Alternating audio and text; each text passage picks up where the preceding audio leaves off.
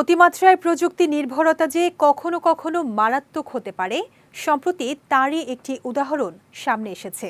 Chat জিপিটির দেয়া diet নির্দেশনা মানতে গিয়ে সুস্থ হওয়ার বদলে গুরুতর অসুস্থ হয়ে হাসপাতালে ভর্তি হয়েছেন এক ব্যক্তি। এমন ঘটনায় এআই ব্যবহারে সতর্ক থাকার পরামর্শ দিয়েছেন চিকিৎসকরা। বিস্তারিত থাকছে সঞ্জিদা আজিজের ডেস্ক রিপোর্টে। চ্যাট জিপিটি হল ওপেন এআই দ্বারা তৈরি একটি কৃত্রিম বুদ্ধিমত্তা ভিত্তিক ভাষা মডেল, যা মানুষের মতো করে লেখা বুঝতে, বিশ্লেষণ করতে বা উত্তর দিতে পারে। আর এটি এতটাই জনপ্রিয় হয়ে উঠেছে যে বর্তমানে যে কোনো সমস্যার প্রথম সমাধান চ্যাট জিপিটি। কোনো কিছুর প্রয়োজন, সমস্যা কিংবা ব্যক্তি জীবনের পরামর্শ দরকার হলে প্রথমেই আমরা চ্যাট জিপিটির শরণাপন্ন হই। আর চ্যাট জিপিটিও এআই দক্ষতাকে কাজে লাগিয়ে সুন্দরভাবে অতি দ্রুত সব তথ্য আমাদের কাছে উপস্থাপন করে। তবে এটি একদিকে যেমন তথ্য প্রাপ্তিকে করেছে সহজ, অন্যদিকে এটির পরিণতি হতে পারে ভয়াবহ। সম্প্রতি তার একটি উদাহরণ সামনে এসেছে।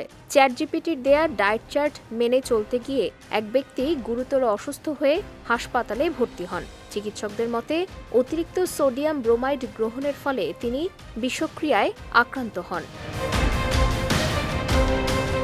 মার্কিন যুক্তরাষ্ট্রের এসিপি জার্নালে প্রকাশিত এই ঘটনার তদন্ত করেছেন ওয়াশিংটন বিশ্ববিদ্যালয়ের চিকিৎসকরা। প্রতিবেদনে বলা হয়েছে, ৬০ বছর বয়সী এক ব্যক্তি খাবারের অতিরিক্ত লবণ নিয়ে চিন্তিত ছিলেন এবং বিকল্প খুঁজতে গিয়ে এআই এর শরণাপন্ন হন।